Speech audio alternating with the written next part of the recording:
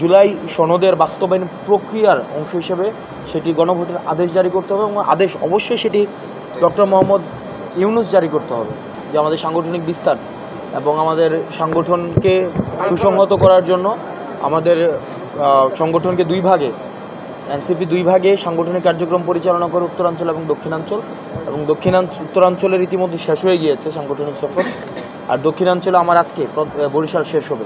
আজকে 6টা জেলা আমরা প্রত্যেকটাতে গিয়েছি এবং আমরা জানেন আমাদের নিবন্ধনকে লক্ষ্য করে আমরা আমাদের একটা কমিটি দিয়েছিলাম, সমন্বয়ক কমিটি, এবং এই কমিটিটা এখন আমরা কনভার্ট করবো আহ্বায়ক কমিটিতে, এবং এই আহ্বায়ক কমিটিকে সামনে রেখেই হচ্ছে মূলত আমাদের এই সাংগঠনিক সফর। আমরা 5টি জেলাতে গিয়েছি, ভোলা, বরগুনা, ঝালকাঠি, পিরোজপুর এবং পটুয়াখালী, এবং 6 নম্বর জেলা হচ্ছে বরিশাল।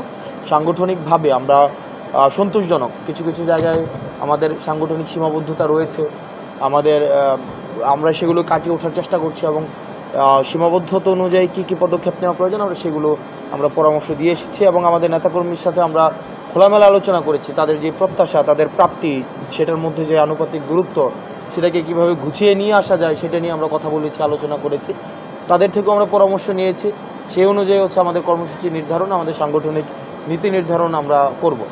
দ্বিতীয় যে বিষয়টি সেটা হচ্ছে গণভোটের জায়গায় ইতিমধ্যে আমাদের আহ্বায়ক সাহেব জনাব নাহিদ ইসলাম স্পষ্ট করেছেন, গণভোটের পাশাপাশি যেটি আমাদের আলোচনা হওয়া উচিত সেটি হচ্ছে অবশ্যই আমাদের আদেশ জারি করতে হবে গণভোট, এবং এই যে জুলাই সনদের বাস্তবায়ন প্রক্রিয়ার অংশ হিসেবে সেটি গণভোটের আদেশ জারি করতে হবে এবং আদেশ অবশ্যই সেটি ডক্টর মোহাম্মদ ইউনূস জারি করতে হবে।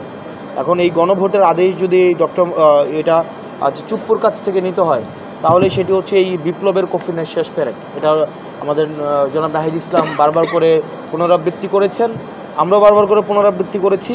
এই ফেসিবাদের যিনি হচ্ছেন হেড অফ ফেসিজম, এটা রাষ্ট্রের সুপ্রিম অফ ফেসিজম, যদি চুপ্পুর কাছ থেকে আমাদের এই অভ্যুত্থানের স্বীকৃতি নিতে হয়, এর থেকে আসলে লজ্জার আর কিছুই নাই। তো এটা হচ্ছে, এবং যারা গণতান্ত্রিক উত্তরণের পথের দিকে যাচ্ছে, যারা গণতান্ত্রিক উত্তরণ চাচ্ছে, দীর্ঘদিন ফেসিবাদী লড়াই সংগ্রামে করে গিয়েছে, নিজের নেতাকর্মীর জীবন উৎসর্গ করেছে, রাজপথে রক্ত দিয়েছে, আসলে তাদের এসে নৈতিক একটা এবং অভ্যুত্থানের জায়গা থেকে আসলে এটা কতটা নৈতিক যে ফেসিস্টের রূপকার থেকে গণতান্ত্রিক উত্তরণের সনদ নিতে যাচ্ছে, এটা আসলে কতটা প্রাসঙ্গিক তারা বিবেচনা করবেন। কিন্তু আমরা আমাদের জায়গা থেকে এই বিষয়ে অনড় অবস্থান আমরা পুনর্ব্যক্ত করছি। আমাদের আদেশ জারি করতে হবে, অর্ডার জারি করতে হবে, কোনো অধ্যাদেশ নয়, কোনো প্রজ্ঞাপন নয়, এবং সেটি অবশ্যই ডক্টর মোহাম্মদ ইউনূস জারি করবেন।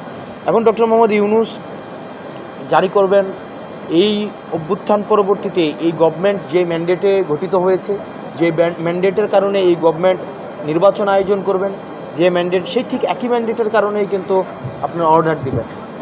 এবং তৃতীয় যে বিষয়টি সেটা হচ্ছে যে 300 আসনে অবশ্যই আমরা 300 আসনেই আমরা হচ্ছে আমাদের সাংগঠনিক বিস্তার, আমাদের সাংগঠনিক পরিকল্পনা, এবং সেই ভিত্তিতে হচ্ছে আমরা নীতি নির্ধারণ করছি, আমরা পলিসি ফর্ম করছি, যাতে করে হচ্ছে আমরা 300 আসনে আমাদের সাংগঠনিক বিস্তার, একই সাথে আমরা যেই নির্বাচনকে সামনে রেখে যেন আমরা 300 আসনে আমরা সুসংহত হতে পারি।